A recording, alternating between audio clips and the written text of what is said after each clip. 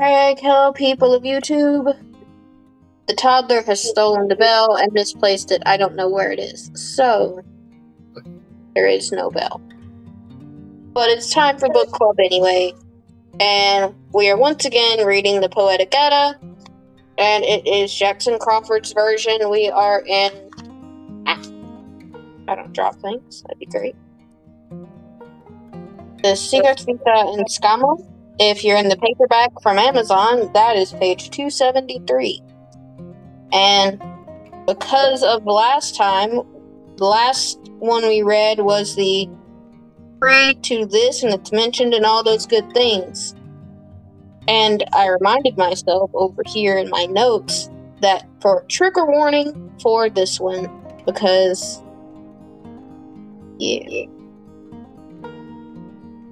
because it mentioned unaliving oneself and others. So, trigger warning for that.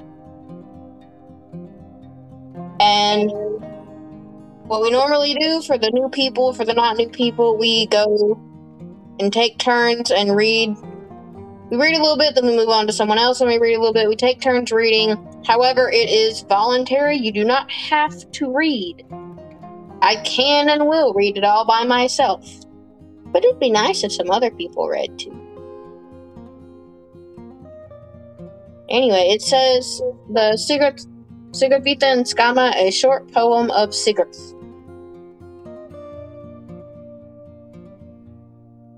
Sigurðarkviða and Skamma is one of the longest poems preserved in the Codex Regius. That's very controversial. Anyway, and it's probably among the younger poems in the Poetic Edda. Its length is in spite of its title, which implies that the surviving broth of Sigurðarkviða must be the remains of a narrative poem that was very long. The poem gives us an abbreviated version of the tale of Sigurd's marriage to Guthrun, of his life with her and her brothers Gunnar, Hogni, and Gothorn, and of Sigurd's death at the hands of Gothorn.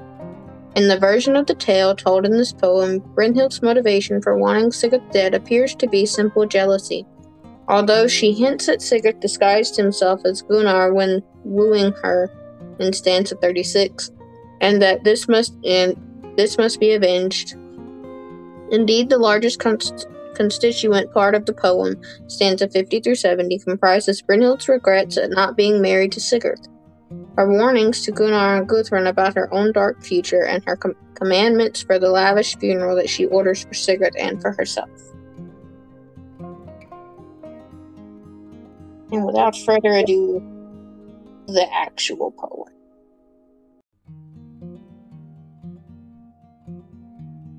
It was long ago when Sigurd visited Gjöki, and that young Volsung had killed a dragon. He and Gjöki's sons, Gunnar and Hogni, became blood brothers. Those bold men swore oaths. They offered him a wife and an abundant treasure. It was Guthrun they offered, their sister. For many days young Sigurd drank and talked with the sons of Gjöki.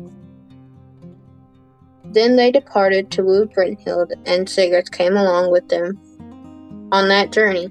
It was young Sigurd who knew the roads. That bride should have been his, but that was not his fate.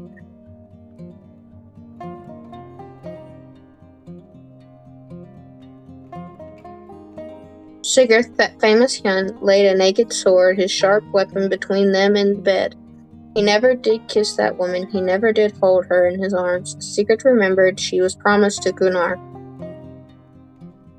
That lady had never known sorrow, her life had contained not a hint of sadness. That innocent girl suspected no wrongdoing, but the cruel Norns intended otherwise for her.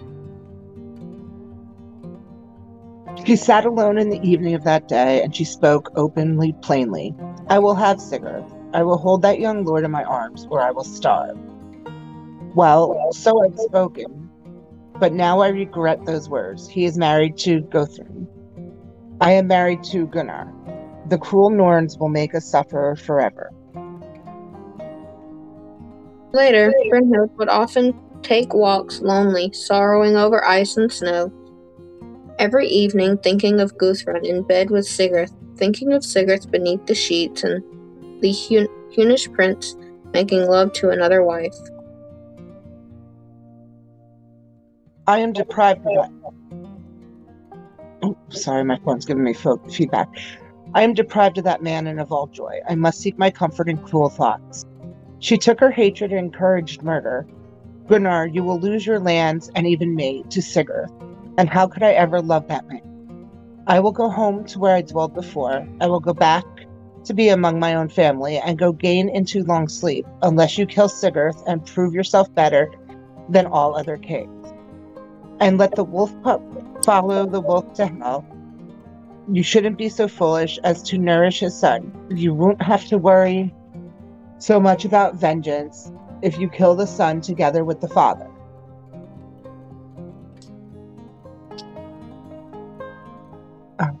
Gunnar was sad and downtrodden.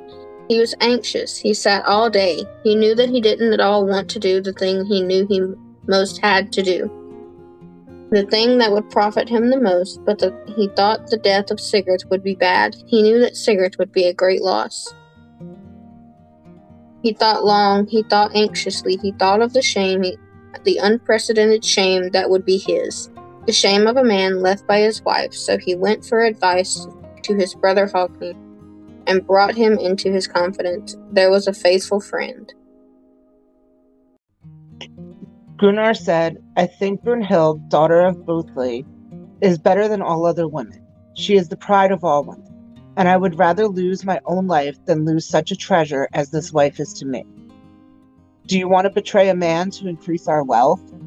It would be good to control Sigurd's treasures. If we had so much gold, would our lives not be happier, more leisurely? Old Hogni answered his brother. What a shameful deed you consider, to break our oaths, our sworn oaths, the words we pledged with violence. I know of no happier people in all the world, as long as we brothers and our father rule the Goths, and the excellent Hun, Sigurd, lives with us, nor do I know any mightier men on earth. Let us and him raise our sons together. Let us increase our good family. And yet I know what lies behind all this, the ugly jealousy of Brunhild. Gunnar said, let us prepare Gothorm, our young brother, to do the killing. He was too young to swear a pledge to Sigurd. He has no oath to break, no faithful promises to keep. Young Gothorm was easily convinced. His sword pierced Sigurd's hard, heroic heart. The dying Sigurd rose from his bed. He threw his sword at the young man. His fierce iron blade, his good sword Grom, flew shining from his hand and cut down Gothorm. The boy was split in two. His head and hands fell one way, his feet and hips fell another. Gudrun was asleep, lying blithely in bed at Sigurd's side, sorrowless and safe, but she awoke to the cold death of her hopes. She woke in a pool of her husband's blood. She wrung her hands in uncontrollable sorrow, but Sigurd rose pridefully, and he spoke to his wife. Don't weep so sorely, Gudrun, dear wife. You're a young woman, and your brothers still live. Our young son, my heir, Sigmund, still lives, but he cannot flee his enemy's hall, and your brothers have cursed themselves with sorrow and shame for this treacherous act. But your brothers will never have such a son as mine, even if they have 7 sons apiece. I know exactly who has engineered this. It was for Brunhild alone that they brought you this misery. She has more love for me than for anyone on earth, but I never gave Gunnar a reason to think I was untrue. I respected their marriage, I respected our oaths. Let no one ever say I was his wife's lover. And so Gudrun lost her joy, and her husband lost his life. She wrung her hands in uncontrollable sorrow. She screamed, and the echo of her scream echoed far and the geese in the field flew off shrieking.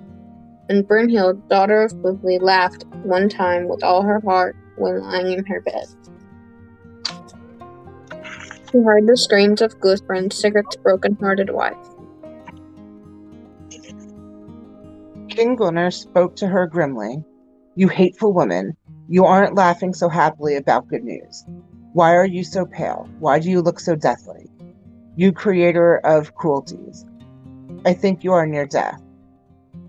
Will you be worth it, woman, when we fight your brother Attila before your eyes? You will see the wounds bleed red from your brother. You will have to tend to his gruesome injuries. No one is afraid of you, said Brunhild. I think you've committed your last murder, and Attila won't care for your threats. He will live longer than you, Gunnar, and he'll always be stronger. I will tell you, Gunnar, you yourself know this well, how you and your brothers were brought to these deeds. When I was young, without responsibility, and wealthy, I lived happily at my brother Attila's home.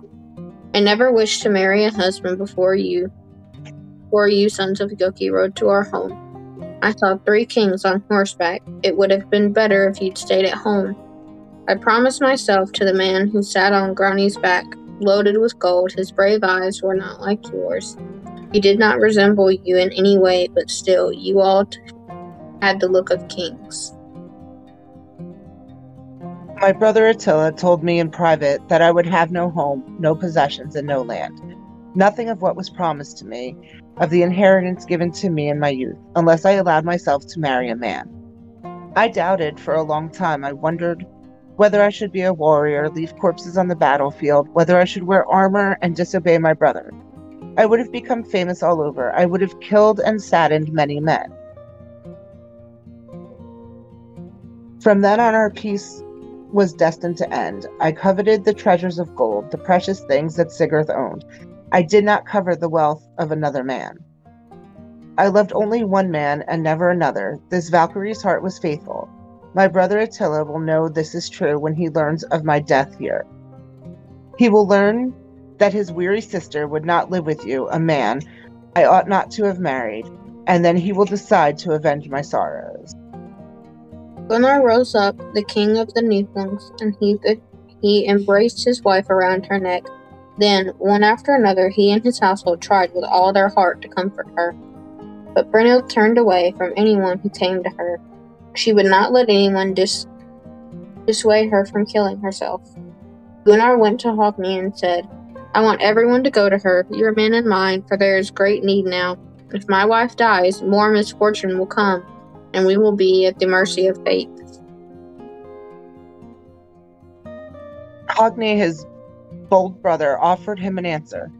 Let no one try to talk her out of killing herself. Let the cursed woman never be reborn. She was the runt born to her mother, always destined to destroy our happiness, to bring sorrow to many men's lives. Unsatisfied, her husband, Gunnar, went to where Brunhild was giving away her wealth. She searched through all her belongings. She killed her maids and her servant girls. She put a suit of armor on. She was all in a rage. And finally, she put Sigurd's sword through her own heart. She sank down to the pillow at her side, and mortally wounded, she began to speak. Come here and... Oh, go ahead, huh? Come here, anyone who wants to get gold or gifts from me. I give you all fine treasures, fine jewelry and clothes, fine tapestries. Everyone was silent when they heard her speak, till finally they gave her an answer. Enough have died, we want to live. Even for serving girls, life is more joy than death. But the thoughtful young queen spoke, clad in linen, and she made this response. I do not wish for any of you to be killed to follow me for my sake, unwillingly. Still, there will be fewer treasures, fewer jewels, glowing on your bones when your souls come to hell with mine. Sit down, Gunnar. I will tell you how your lovely bride lost her hope of life. The ship of your life is still out at sea, even if mine is coming into harbor. You and Guthrun will reconcile sooner than you expect. She'll remarry, and besides her new husband, she'll have memories of her first one. She'll give birth to a girl, Sigurd's daughter. She will be brighter than the clear daylight sun, brighter than a ray of sunshine. Svanhild will be her name. You'll marry Guthrun to a wealthy man, but she'll cause the deaths of many men. She will not be willingly married, but she will marry Attila, son of Buthli, my own brother. I remember so much. I remember my misfortunes, how you betrayed me and caused my sorrow. how I was deprived of joy for the rest of my life. Soon you will want to marry my sister, Odrin, but Attila will not marry her to you. Still, the two of you will meet in secret, and she will love you like I should have, if the two of us had been truly fated to love. Attila will pay you back with a fierce punishment. He'll lock you inside a suffocating snake pit. But not long after it will happen that Attila himself will lose his life, his joy, and the lives of his sons. It will be Guthrum who bloodies their bed with a sharp blade with a vengeful mind. It would have been better for Guthrum to follow her first husband Sigurd and die with him, but she was never given good advice, and she did not have courage like mine. I speak in pain now, but I know that she will not lose her life. For killing my brother, the high waves will carry her to the lands of King Jonakr.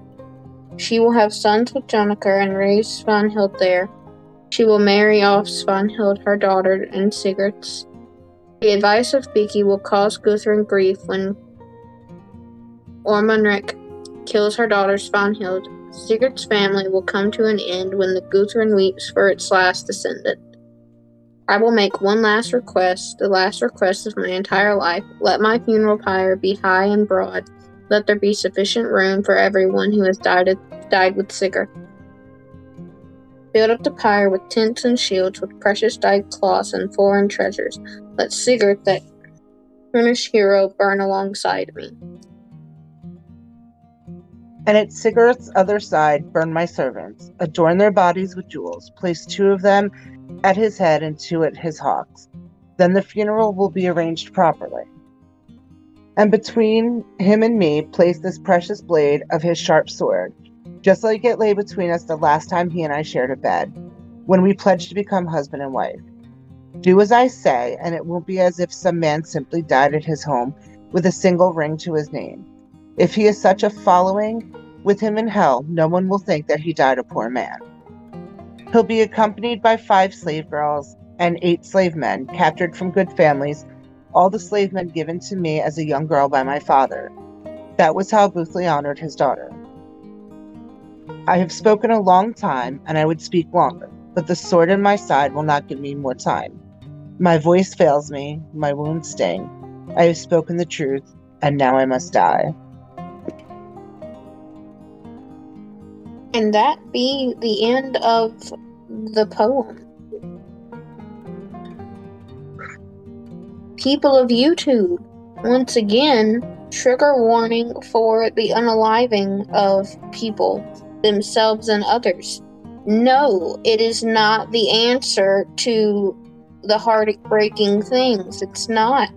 And they mentioned in here, at one point, they said something about no longer being able to reincarnate. That's not a reason either. I know Earth sucks. That doesn't mean you get to unalive yourself. No, not for you.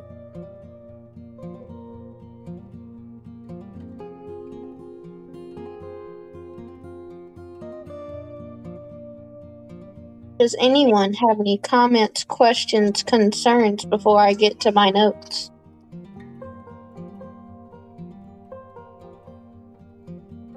Doc, you joined us today. Oh, hey, look, I did.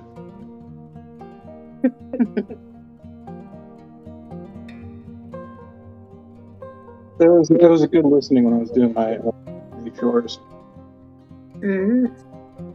Comments, questions, and or concerns for the people of YouTube?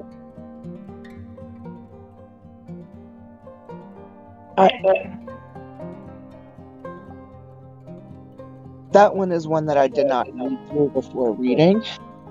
That you what? I did not read through before reading out loud. Oh. So some of that just that was the first time I've ever read it. So that one caught me a little off guard. Like, I knew the content going in from last week. Mm-hmm. But, wow. So and Go ahead. My quick question on that is, so she killed the servants so that they would have a proper funeral pyre? It's like in the Ebon, but adult version of him witnessing a funeral. They would actually have the angel of death, as they would call it. It was a Githia or a safe Kona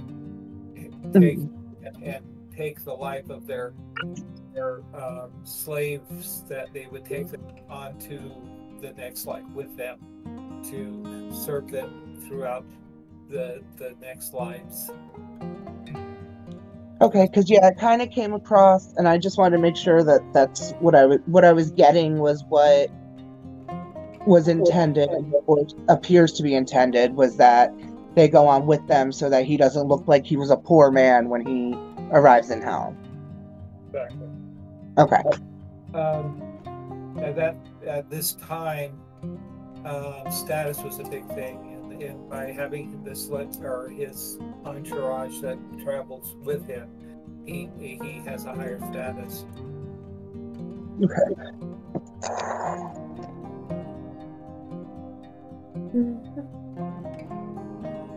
Very heavy. The Swords of the Balsling, or this series of stories, is really quite intense. It's where Tolkien got the idea for the Ring of the Nebula, or the opera is from this story. There's also the sagas, the Sword of the Volsing saga is the same origin of these poems. It's a big part of our record of the tradition they were doing at the time. And also the kings of Sweden trace their lineage to the Volsungs. So it's a big part of a lot of the tradition.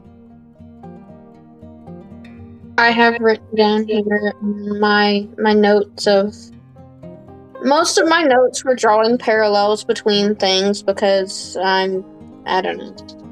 In the first verses, I have it on my note is on verses 8 through 12, or stanzas 8 through 12, and it reminded me of Romeo and Juliet, kind of the way they killed themselves over each other and thing. One of them died, so the other one killed himself because the other one was dead.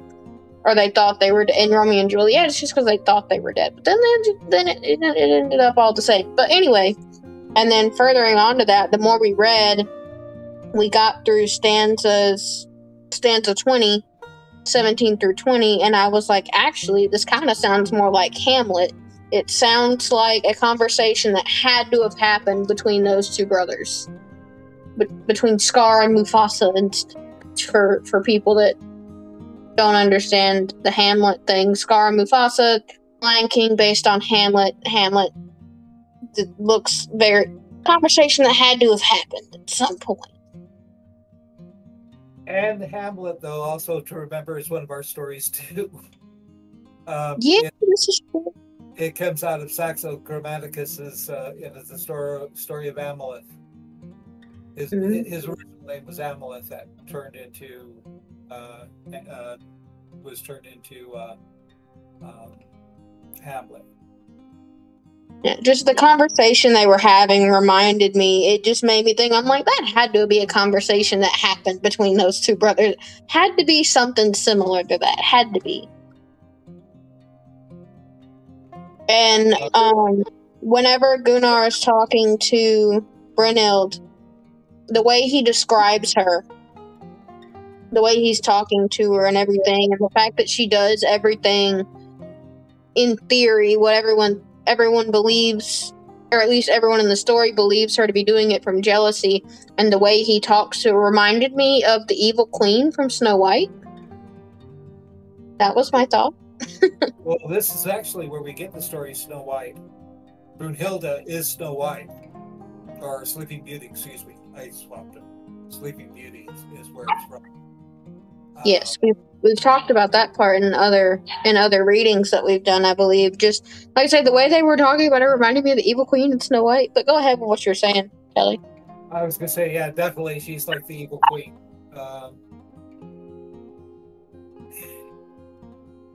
And in a way, though, I do understand her point of view in that she was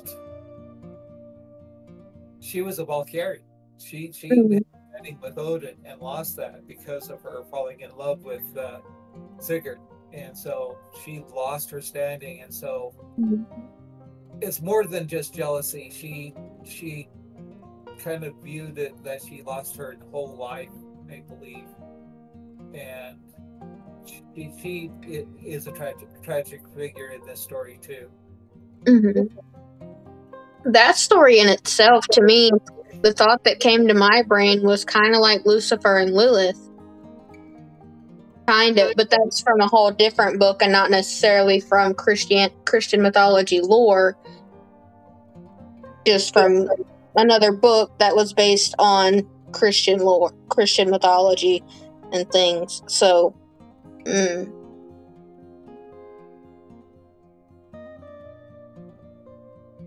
I have wrote down over here in my other notes, and a lot of my notes are just things that came to my brain while we were reading, and the rabbit holes that my brain went down for people of YouTube and other people that are listening. In sections 30, in stanzas 35 through 38, my brain thought of, I don't remember the name. My Christian past is leaving me. But the coat of many colors, it reminded me of because he had 3 brothers. And it just reminded me of that. I don't know why. That just came to my brain, probably for no reason. There's probably absolutely nothing behind it. But that's where my brain went for some reason. Talking about Joseph in Technicolor coat? Yeah, that one. Yeah. I think. Yes. Dolly Parton.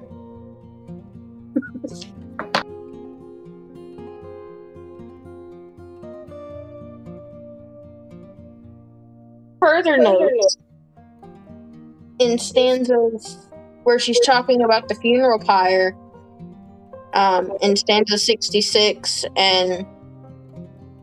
or 65, 66, all of those, it reminded me of the pyre they built for Beowulf. The way that she was describing how she wanted it reminded me of the pyre that they built for Beowulf. That they just lit all of his stuff on fire too. And then at the end, there was the one younger guy who was like, "But the gold didn't burn," he pocketed it. If I remember that correctly. I might not. Have you read the Road to Hell from Davidson? The what? Road to Hell by Davidson. I have not. That is a really good source on being able to understand this. Davidson was an academic, and she wrote it's about the road to going over to the other side, and a lot of what's talked about in this, she goes through it in a really good way of aiding to be able to understand it. In fact, in the under the library section, Beast is posted that there. Awesome. In the foyer, there's a list of recommended readings, and Road to Hell is one of those. Gotta be one of my favorite books of all times. People of YouTube, that would be on the Discord or on Awaken the North's website, probably. People of YouTube who are hearing that and are like, what and where? That's where. Find the Discord. Find us. We love you. That sounded unenthusiastic, but we love you!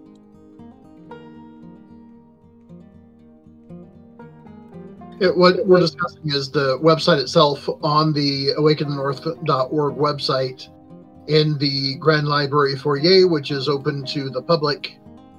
There is a listing there of recommended books from Awaken the North, and about 3/4 of the way down, if I remember right, is the book we're discussing, The Road to Hell. Yeah, and you can probably find this book in there too, if I'm not mistaken. The Poetic Edda? Yes. Yes. Yep. Find it, people of YouTube. Google exists.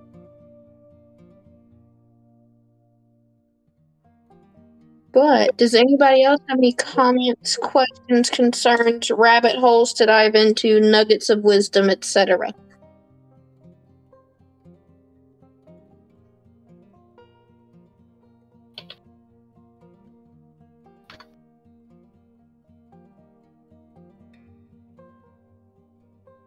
I think we're pretty good. Cool beans, cool beans. Once again, people of YouTube, trigger warning for the unaliving of oneself and others. Don't do that. That's no bueno. Then you won't hear the rest of the book. And also, I would cry. On that note, I'm going to go ahead and stop Craig. Bye, Craig.